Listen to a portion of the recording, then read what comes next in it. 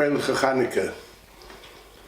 Okay, well, I guess I'd like to share some thoughts with you about Chanukah, how it's really relevant to us today in our modern day and age. It's very scarce to have serious first-hand material about Chanukah. The information that we have, outside of the latter-day books like Megillas Chashmonaim and Sefer Maccabim, which are basically what we have are Hebrew translations of Greek books written by anonymous authors.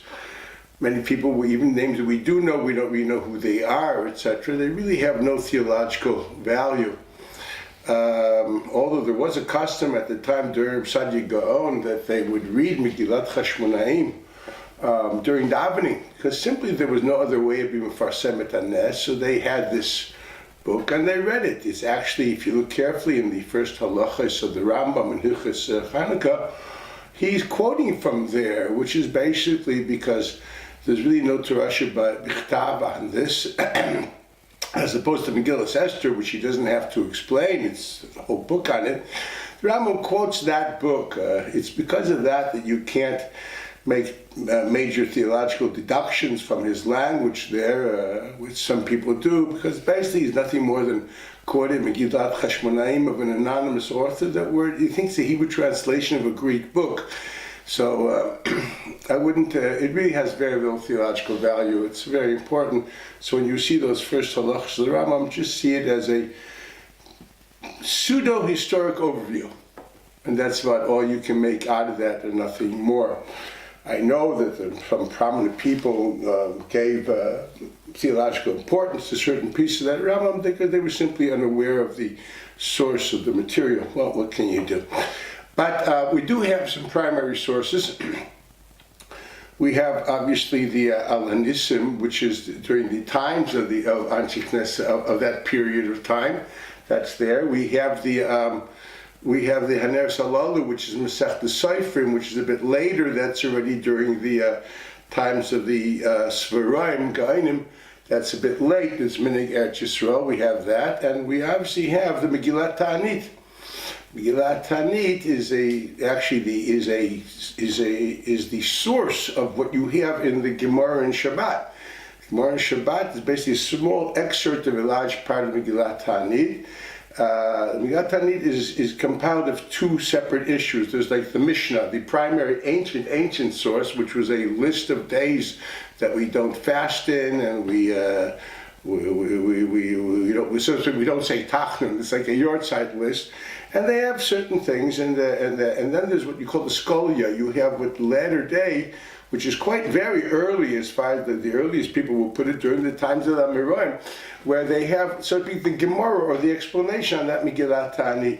Now, part of that Megillat Ta'anit and the Scholia is quoted in Talmud Bavli, but sorry to say, not the whole thing.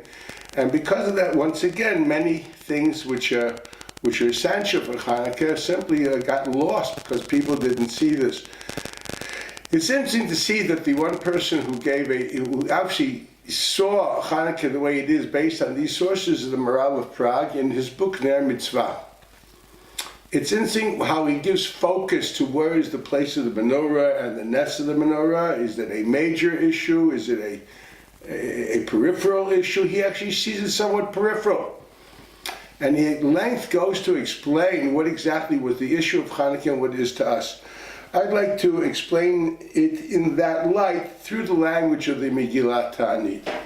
The Gemara says over there, the Megillat Ta'anit says, B'chof hei b'kislev shmoyne yomim d'Chanukah. That's it.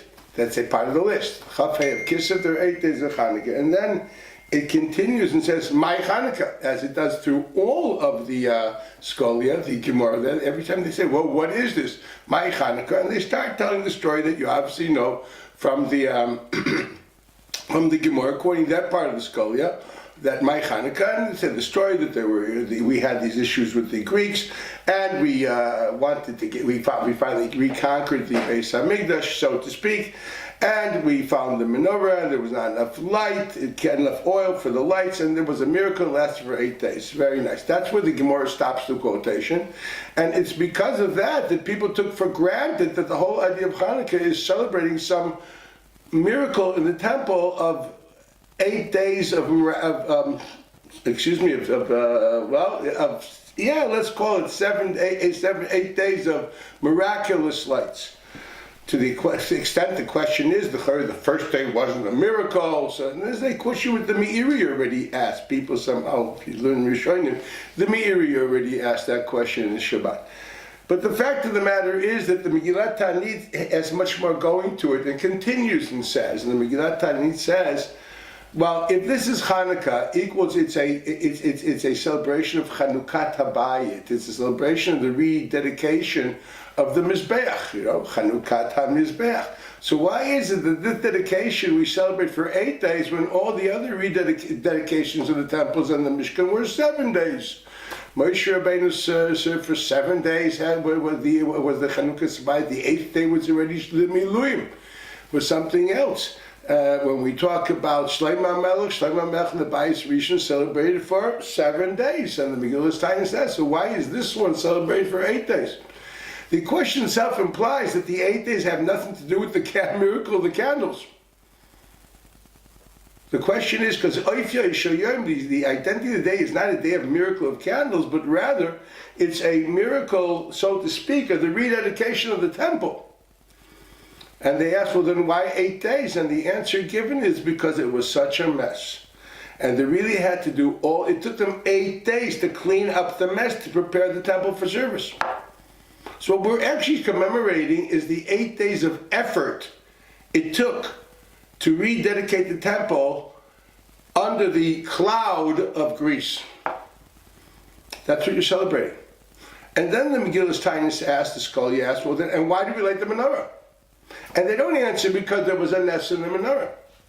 And they say because when we first came in, we wanted to do a Chanukah, the menorah too.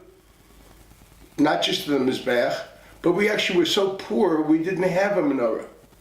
All the golden, all the materials which are very, very rare there and special there were stolen and pillaged and plundered by the Greeks. There was nothing there. They took 7 bars of steel and covered it in lead. Blotz is lead. They covered it in lead to make it somewhat glossy and shiny, and they stuck the spears into the earth, and then they put like vessels on them, which are the Neroi Samanera. Ner, by the way, does not mean candle. It means that vessel that you put the oil in. Now they used to, even in the original menorah, it wasn't part of the menorah. It was like a pipe into a pipe. And they took that and they put them in. They put on top of these 7 spears, 8 kalim, and then they lit the Chanukah menorah. That's what it was. And since we didn't, and when we got richer through the years, we finally got back to having a golden menorah the way it was supposed to be. And to commemorate the fact that we rededicated the temple out of poverty, and we did the best we could in that situation, we light 8 candles to remember the Adlakas HaMenorah, that we did it even in poverty. We lit, and as we rededicate the temple, 8 days, because it was a big mess. And we light 8 candles to remember the poverty we were in and the effort it took for us to at least get a minimum done. That is Chanukah. And why do we say Hallel? The Taanis asks. Says, of course you say Hallel, because in every tshuva that HaKadosh Baruch Hu gives, you say Hallel. And what was the tshuva there? So here's something, once again, very interesting. If you know your history, you realize that on when Chanukah happened, the war was still 15 years to go. They only conquered the Temple Mount, not even all of Jerusalem. And even in the Temple Mount, you still had the Hakra, what you call is the big citadel of the Greeks, was there for another 15 years shooting arrows into people going into the temple. They didn't get even that, let's be honest. They only had the capability of rededicating the temple. There was no liberty yet. There was anything yet. It took 15 years for that to happen. Judah didn't see it. No one, the one that finally saw it was Simon.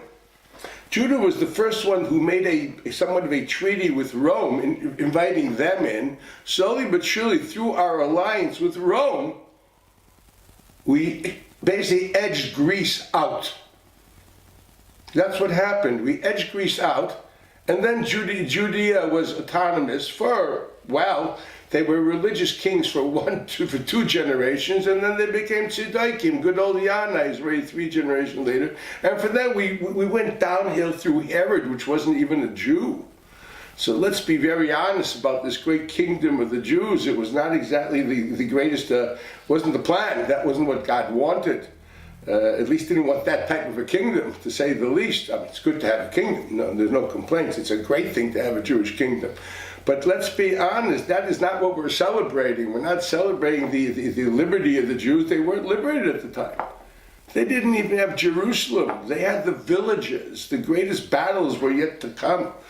So the tshuva that we meant is obviously the fact that we could rededicate the temple.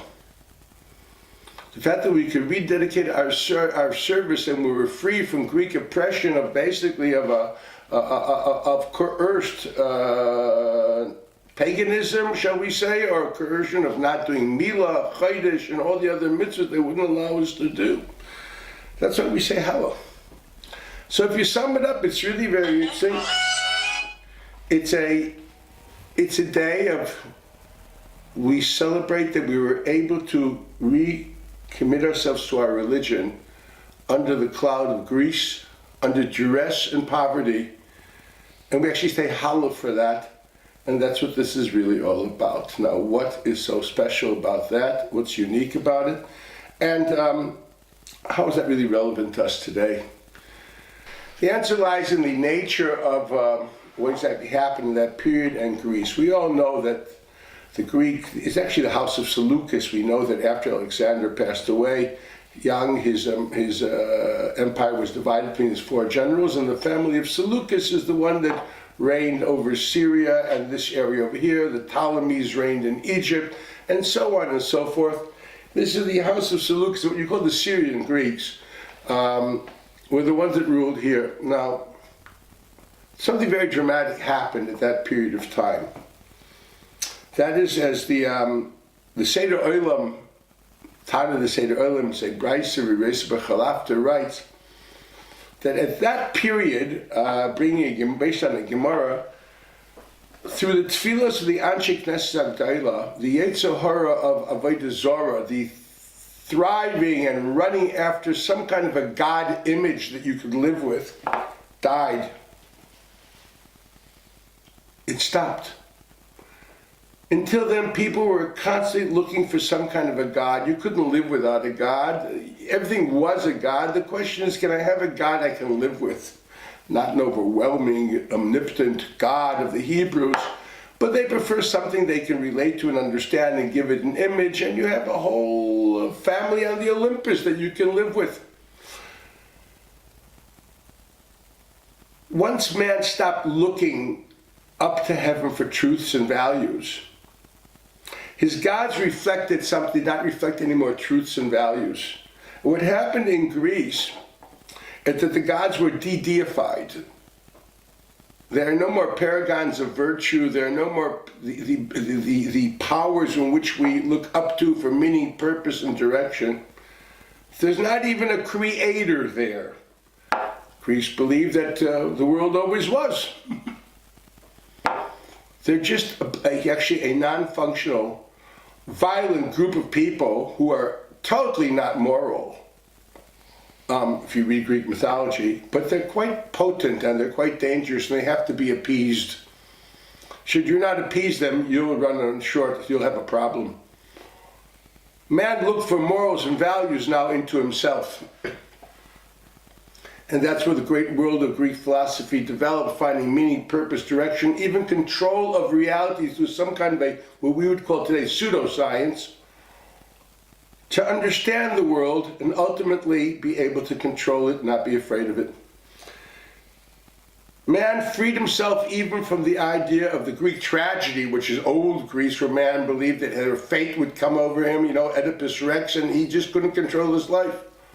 Into no, man finally developed in believing I control my world, and that which I understand exists. And as the Ramban says, and that which I do not understand, the Greek said, do not exist. He quotes in Parshas Balak, Aristotle saying, Masha eino mevin eino kayam. That which he can't comprehend simply does not exist, which is actually true. Greece celebrated the beautiful harmony of beauty, because beauty is nothing more than harmonious merging of elements, which is the way of comprehending and understanding. Because there's harmonious merging and relationship between cause and effect in the world, we can understand from the effect what the causes are. What allows us to comprehend is the harmonious reality relationship between cause and effect. That's why Greece has a beautiful sense of aesthetics. Yafta Lukim Leyefes. These are all the celebration of the perfect reality which is accessible, understandable, and experienced. They walked away from believing anything outside of that, and nothing else exists. All the other nations of the period at the time had no problem with that. They also were pagans. And as the typical reality was, when you were conquered by another nation, you would adopt their lords because you figure their God is stronger than yours. Accept them into your pantheon. It's only the Jews, which this whole theology is that which is the source of all, we do not comprehend. We have faith.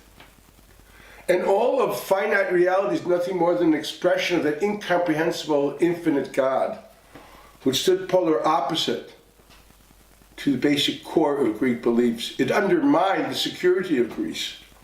It said man is not in the center of reality, but actually there's an infinite, incomprehensible God, which is the source of it all, and that's the center, and our eyes are bowed towards there.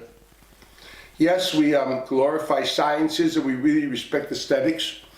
There's a very nice Chassam Sofer in the beginning of the third parak of Sukkah, which says that, you should, one of the kiyum of the mitzvah of alachta b'drachav, of emulating God, is Ma HaKadosh Baruch Hu heves hayofi, af ata tohaves hayofi. As God obviously has a beautiful sense of aesthetics, just look at the beautiful creation, look at the complexity and the beauty of natural phenomena. Obviously he expects you to appreciate that. He sees that as part of the idea of Idur Mitzvah. Yes, of course we respect aesthetics. Shamayim misaprin kvod kelu masei yadav magid harakia yom liyom yabia omer v'layla l'layla chavedas. It's very true, but what is it for? It's to look at that beauty and finally understand who's behind it and realize there's something more there than what we have. As the Rambam writes in Hilchos Yisodi HaTorah, v'keitzud haderech la'avosei, how does one attain the love of God? When you just contemplate the beauty and tremendous glory of science and natural phenomena, and obviously the astronomy and the physics and the metaphysics, everything which is comprehended by man, and you see his wisdom which is endless and infinite, you are drawn naturally with an obsessive desire to know as much as you can, or who or what are behind this. I see the beautiful, intelligent design. I'm drawn to know and get close as much as I can to the intelligent designer. It's there if we part from Greece. Greece sees the world of science as the beginning and the middle of it all. There is no creator. There's nothing more than what you can comprehend. Jews see all this as a means towards an end. Know as much as you can, and then realize what you know is meaningless compared to the infinite knowledge of an intelligent designer. Subjugation to a truth which is beyond comprehension is the core of Jewish faith, and it's the antithesis of Greek lifestyle and philosophy. It's because of that at that point of time, prophecy ceased to exist. The Talmud B'Olam said at that point in time, prophecy ceased to exist. And the reason being very simple. You see, when man is looking up to heaven for truths and meanings, well then God will send messages. You want to hear, I will send it through a prophet. Man somehow, he has a problem looking, we don't look up to heaven anymore. When's the last time you said Tehillim before you went to a doctor? When's the last time you said Yiratzin Shia Asik Zeller Refuah before you took a pill? We don't easily do that. Maybe if you have a bout with Frumkeit, you'll do it. We don't naturally do it. We are challenged by that. We have adapted quite a bit of grease. Well, then God doesn't send prophets anymore, because if you're trying to find meaning through your thought, through yourself, then we too must find our meaning on our own within the depths of Torah Shebiksav Malpeh. That's what happened at that period of time. What happened at that period of time, as Rama writes in Hilchas Avodas Yom Kippur, be made by Sheni Tzatza Haminus. Man walked away from God. I mean, even our high priests were tzedaikim, Hellenized people. As Rambam explains in Pirkei Avos, the tzedaikim didn't really believe in Torah Shebiktav. It's a farce. They believed in nothing. Just they felt it wouldn't be politically correct to say we don't believe in Torah Shebiktav. It wouldn't have worked politically. So they said we believe in Torah Shebiksav. We just don't believe in Torah Shebiksav equals we can make it whatever we want. You've neutered Torah Shebiksav by saying it's up to my own subjective interpretation. That's how Rambam explains this in the Pirush of Avos. You basically walked away from God and put yourself in the center. The Kohanim Gedolim of the Bayis Sheni were overwhelmingly Greek appointees, Hellenized Jews. They didn't last a year. There's so many of them. Judaism was at a major crossroads. Not just Judaism, religion of believing in something beyond man was passé. It reminds me of orthodoxy in the 50s. We were all sure that we were a small minority which would go just like the Indians. We would become at the end some kind of a small footnote in a history book with an asterisk. Yes, there were once orthodoxy in America. And God did something miraculous. How and why, this is not the day. And we succeeded and we thrived. It's unbelievable. That's what happened then. That was the beginning of it all. Judaism, monotheism, the subjugation to an infinite God which is beyond comprehension, and living that way was totally endangered. And that's why Greece went full force into Judea. And we were losing. And when Chashmonayu Banav got up there and they did what they did, this was a real religious war.